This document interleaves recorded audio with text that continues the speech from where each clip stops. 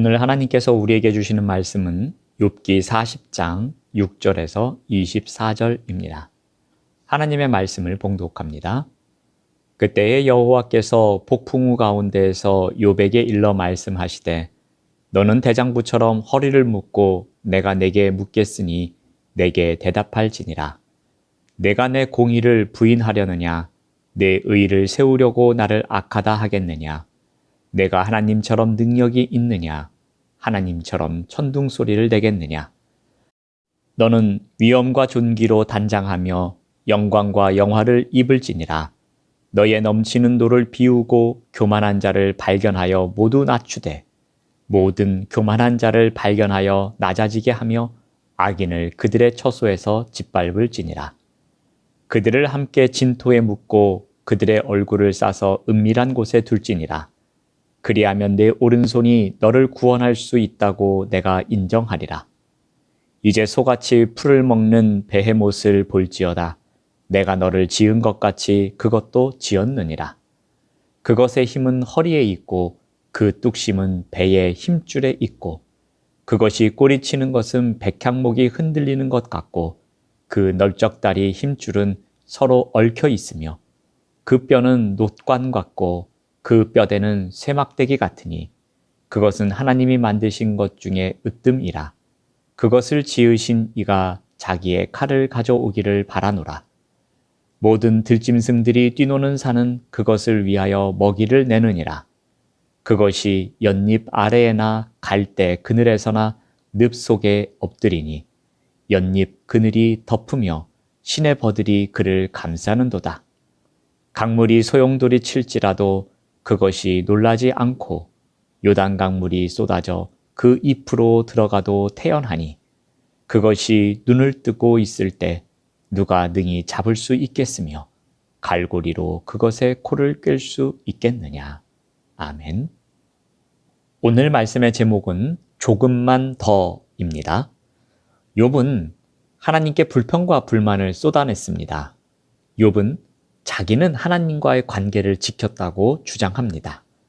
자신은 하나님 앞에서 의롭게 행했는데 하나님이 자기를 버리셨다고 생각했습니다.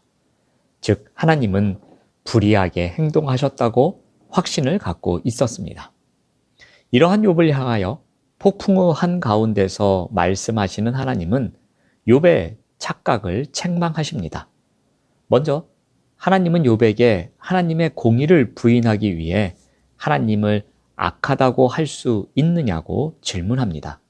8절 말씀을 보시면 내가 내 공의를 부인하려느냐 내 의를 세우려고 나를 악하다 하겠느냐라고 말씀하십니다. 욥은 의로운 자신에게 하나님이 고통을 주셨다고 주장하면서 하나님을 의로운 자신을 괴롭힌 불의한 분으로 이야기하고 있습니다. 하나님은 이것에 대해 욥에게 질문하고 계시는 겁니다. 이후 하나님은 욥에게 인간의 한계에 대해 말씀하십니다. 이것은 욥에게는 치명적인 내용입니다. 9절 말씀을 보면은 내가 하나님처럼 능력이 있느냐, 하나님처럼 천둥 소리를 내겠느냐 말씀하십니다. 하나님처럼을 2번이나 반복하여 강조하고 있습니다. 정의를 실현시키기 위해서는 혼돈을 일으키는 악의 세력을 제압할 힘이 있어야 합니다. 정의를 실현시키려면 세상의 원리와 비밀을 아는 지혜와 이것을 실행에 옮길 능력이 있어야 합니다. 그런데 인간인 욥에게는 이러한 능력도 힘도 없습니다. 욥의 힘과 능력으로는 결코 이 일을 감당할 수 없는 것입니다. 그래서 하나님은 욥이 하나님처럼 능력을 가지고 있는지 계속 질문하고 있습니다. 하나님은 이제 욥에게 정의와 공의를 수행할 수 있는지 물으십니다. 10절에서 13절 말씀을 보시면은 위엄과 존귀를 갖추고 영광과 영화를 갖추고 교만한 자들을 노려보며 그들을 꺾어 보라고 합니다. 또 모든 교만한 자를 비천하게 만들고 악한 자들을 짓밟아서 모두 땅에 묻어보라고 하십니다. 또 모두 얼굴을 천으로 감아서 무덤에 뉘어 보라고도 말씀하십니다. 여기서 이 위엄과 존귀와 영광과 영화는 모두 하나님의 특성을 담고 있는 단어입니다. 하나님은 욥에게 이러한 것을 갖추고 교만한 자와 악한 자들을 꺾어보라고 말씀하십니다. 이 말은 다른 각도에서 해석해 보면 욥에게는 이런 능력이 없다는 것입니다. 욥에게는 어떠한 위엄도 존귀도 영광도 영화도 없었습니다. 교만한 자와 악한 자들을 꺾을 하나님의 특성, 하나님의 능력이 없었던 것입니다. 또한 하나님은 그의 힘으로 스스로 구원할 수 있는지도 질문하십니다. 14절 말씀을 보시면 그리하면 내 오른손이 너를 구원할 수 있다고 내가 인정하리라. 하나님은 당신의 명령을 욥이 수행한다면 그를 인정하겠다고 말씀하십니다. 인간은 일방적으로 은혜를 받고 있을 뿐입니다. 하나님은 욥에게 하나님처럼 능력이 있느냐고 질문하셨습니다. 하나님은 피조물인 인간이 창조주 하나님의 비교할 수 없는 무능한 존재임을 깨닫게 하시려고 많은 증거를 계속해서 열거하십니다. 즉, 욥의 무능함을 밝히고 있는 것입니다. 이제 욥이 할 일은 자신의 힘으로 거룩해질 수 없다는 무능한 존재임을 인정하는 것뿐입니다. 오직 하나님께만 소망이 있음을 고백하며 하나님만을 믿고 의지해야 함을 인정하는 것입니다. 하나님은 이제 혼돈의 세력을 통제하고 제압할 힘과 능력이 있음을 스스로 증명해 나가십니다. 그 예로 신화적인 동물을 하나 언급하십니다. 15절 말씀을 보면은 소같이 풀을 먹는 베헤못을 볼지어다. 내가 너를 지은 것 같이 그것도 지었다고 말씀하십니다. 베헤못은 소처럼 풀을 먹고 사는 초식 동물로 그려지고 있습니다. 그런데 하나님이 직접 지으신 존재라고 합니다. 이것은 큰 동물, 거대한 동물 혹은 괴수를 가리키는 표현입니다. 하지만 이것은 하나님의 질서에 저항함으로 혼돈을 야기하는 존재를 상징하고 있는 것입니다. 그런데 이러한 베헤못은 인간이 상대할 수 없는 존재입니다. 16절에서 18절 말씀을 보면은 그것의 힘은 허리에 있고 그 뚝심은 배의 힘줄에 있고 꼬리치는 것은 백향목이 흔들리는 것 같고 그 널쩍다리 힘줄은 서로 얽혀 있으며 그 뼈는 놋관 같고 그 뼈는 쇠 막대기 같다고 이야기합니다. 베헤못에 대한 묘사를 보면서 어떤 생각이 듭니까? 강력한 힘이 있으며 무한한 능력이 있음을 한 번에도 알아볼 수 있는 표현입니다. 다른 모든 동물을 지배하는 왕과 같은 존재이며 하나님이 만드신 것 중에서 가장 으뜸이라고도 합니다. 그런데 이와 같은 베헤못을 어느 누구도 통제할 수 없는 것이 문제였습니다. 24절 말씀을 보면은 그것이 눈을 뜨고 있을 때 누가 능히 잡을 수 있겠느냐라고 말씀하십니다. 베헤못을 창조하신 하나님만이 그것을 당신의 뜻대로 다스리시고 통제할 수 있다는 것입니다. 베헤못은 단순히 신화적 동물만을 가리키는 것이 아닙니다. 이 땅에서 하나님의 질서에 대항하는 모든 악을 상징하고 있습니다.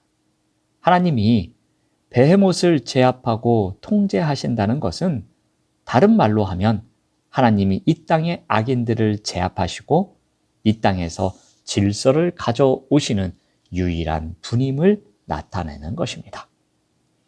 하나님은 자연 만물 속에 행하시는 크고 놀라운 일을 열거하십니다. 이것을 통해서 욥의 무능함을 증거하고 계십니다. 하나님은 욥에게 내가 이와 같은 것을 할 수 있느냐 묻는 것처럼 보여집니다. 그런데 욥은 이 질문에 대해서 아무것도 답하지 못합니다. 오직 자신의 무능함을 깨닫는 시간입니다. 그런데 이 무능함 속에서 무엇을 알아가게 하십니까? 스스로를 의롭다 의지하지 말고 오직 구원의 소망이 하나님께만 있음을 밝히고 계십니다.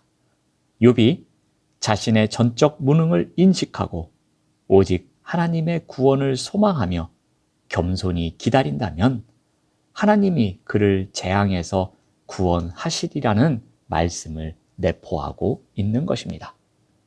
오늘 말씀을 통해서 하나님은 욥에게 이와 같은 것을 가르쳐주고 계십니다. 이것은 우리에게도 똑같이 적용됩니다. 욥과 같이 우리 또한 어떤 모습을 갖고 살아갑니까? 시편 37편 7절에서 8절 말씀을 봅니다. 여호와 앞에 잠잠하고 참고 기다리라. 자기 길이 형통하며 악한 꾀를 이루는 자 때문에 불평하지 말지어다. 분을 그치고 노를 버리며 불평하지 말라. 오히려 악을 만들 뿐이라. 우리는 악을 만들며 살아갑니다. 잠잠하지 못하고 불평하여 악을 만듭니다. 참고 기다리지 못하여 불평하여 악을 만듭니다. 하나님 앞에서 잠잠하고 참고 기다려야 하는데 그렇지 못하고 불평을 일삼는 자리에서 악을 만들며 살아갑니다. 욥이 그러했고 우리의 일상 또한 그러합니다. 조금만 더 잠잠하면 되는데, 조금만 더 참으면 되는데, 조금만 더 기다리면 되는데, 이 조금만이 안 되는 게 문제입니다. 이 조금만이 안 되어 우리가 악을 만들며 살아가고 있는 것입니다. 사랑하는 여러분, 그러므로 우리가 오늘 하루를 살아갈 때도 우리에게 주어진 숙제가 있습니다. 조금만 더 은혜를 사모해야 할 것입니다. 우리가 조금만 더 은혜를 사모하며 살아간다면 여호와 앞에서 조금만 더 잠잠해질 수 있습니다. 우리가 조금만 더 은혜를 사모하며 살아간다면 조금만 더 참고 기다릴 수 있을 것입니다. 조금만 더 하나님의 은혜를 사모하며 살아간다면 그 삶이 진정한 하나님의 은혜를 힘입고 살아가는 삶이 되는 것입니다. 기도하겠습니다. 하나님 감사합니다. 조금만 더 은혜를 사모하는 삶을 살아가도록 인도하여 주시옵소서. 조금만 더 하나님의 은혜를 사모하는 삶 가운데서 진정한 하나님의 은혜를 누리며 살아가는 우리 모두가 될 수 있도록 인도하여 주시옵소서. 예수님의 이름으로 기도드립니다. 아멘. 생명의